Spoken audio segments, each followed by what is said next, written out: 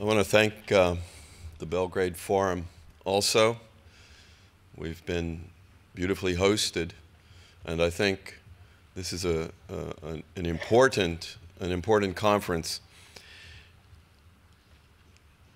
I don't want to take a lot of time because I think a lot has been said, and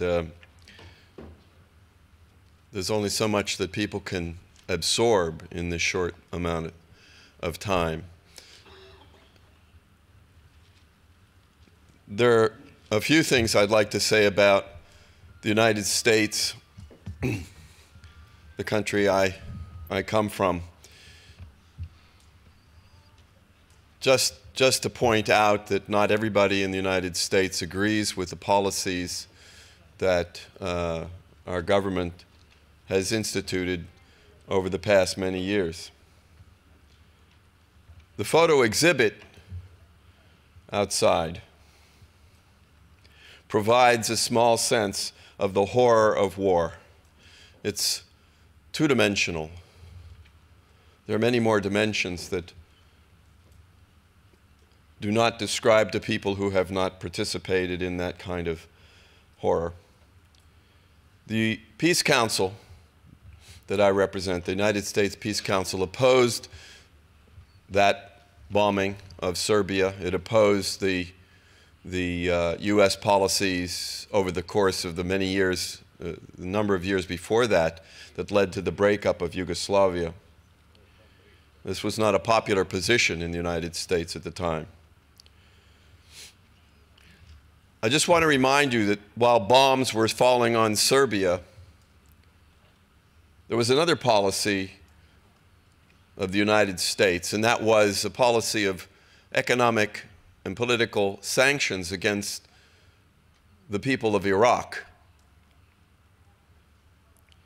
These sanctions led to the deaths of over 1 million Iraqis because they didn't have decent food or water or medicines. And of that million, perhaps 500,000 were children, over 1 million. 500,000 were children. And the Secretary of State for the United States at the time, Madeleine Albright, said on television that the effort to weaken Saddam Hussein justified those 500,000 children being killed.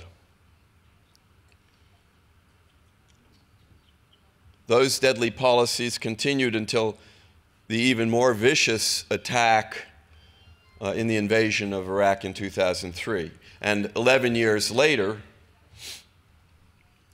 those policies have led to no good result. The only benefit from the policies of attacking Iraq, which is just one example, the only benefit comes in the enormous profits that the military-industrial complex has made and the oil companies have made. The examples of U.S. imperialism's attacks on Serbia and Iraq, again, just examples, remind us of the depravity of the leaders of the most powerful nation on earth. And we have to acknowledge that those leaders are not acting alone, but they're acting on the benefit, to the benefit of what a wonderful effort made a couple of years ago called the 1%. And I think that I'm going to deviate from my notes and say something about the Occupy Wall Street movement, because of all of the discussion today, the discussion about ethnic hatreds and ethnic differences and the use of ethnicity to allow the division of people. We're all humans. I don't care what language we speak or what color we are, whether we have a religion and what it is. It makes no difference. But the effort to divide us vertically is very successful.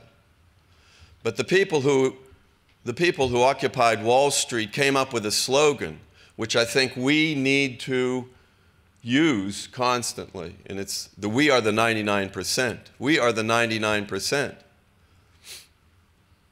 And that distinguishes us from the 1% who own and run most of our societies. That's a horizontal division. It's a class division, which you couldn't really say in the United States. You can't talk about class division. It's not allowed. But the people of organized Occupy Wall Street did make that connection. And it has been very effective, very effective. My good friend and colleague Alfred Marder described where the peace forces are in the United States right now to some extent. And that grew over a period of time. The majority of people in the United States were conditioned to support the bombing of Syria.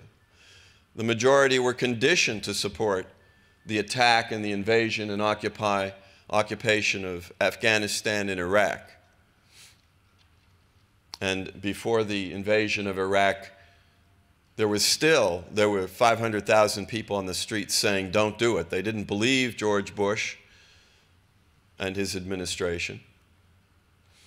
But once the attack occurred, the numbers who came to demonstrations and the number of national demonstrations just kept on sinking. It just kept on going down.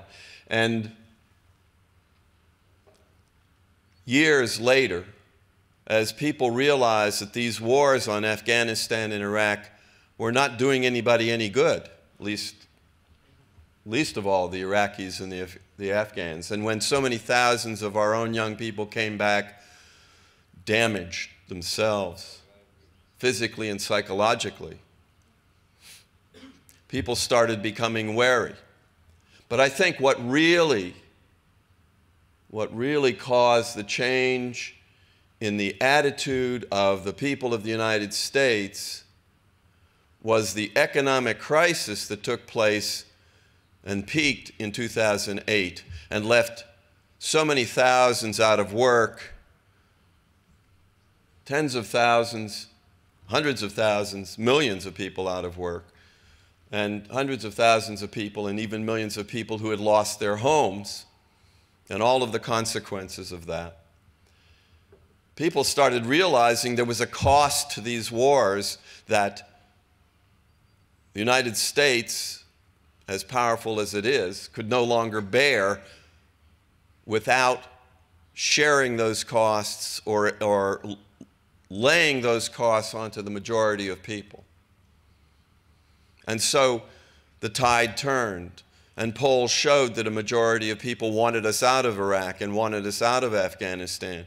And by the summer of 2013, last summer, when President Obama said, we're going to bomb Syria for the reasons that have already been discussed, the people rose up and said, no, you can't do that. We don't allow that. That's not going to be free. Now, there's an aspect of this which we don't know an answer to, and that is the question of how much of that is a weariness of imperialism, or the wars, and how much it is the weariness of struggling economically. I think it's probably a combination. I hope it is. And that is something that the peace movement in the United States, and I think the peace movements around the world, have to take advantage of. We have to see wars as an economic disaster for the countries that caused them. They're no longer, the United States uses NATO as an arm of its military because it can't afford to do it alone. And I think that the NATO countries have to say, the people in the NATO countries have to say, why should we pay for your wars with our youth and with our resources and our economies? Why should we do it? General Electric and United Technologies and Sikorsky and General Dynamics and Boeing and all of these war manufacturers, they're the ones who are going to make out. In the wars for oil, it's the oil companies that are going to make out. So I think it's important. I think it's important that we, as a peace movement, understand what was a gift to the peace movement, even though the peace movement wasn't that involved in Occupy Wall Street. But this was a gift to the peace movement of the slogan, "We are the 99%. I think people should use that. If it may be easier in other countries to talk about class struggle, not in the United States. But when I talk to people about we're the 99%, but the 1% are making out, I get nods of agreement. I don't have to say any more.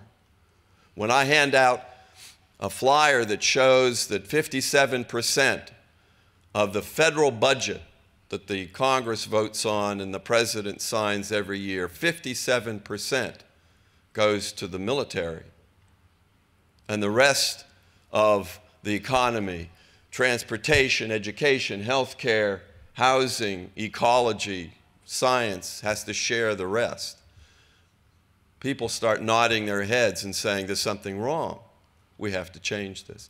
So I'm going to stop. I think, again, thank you very much. This has been very enlightening, and I congratulate you for doing this conference.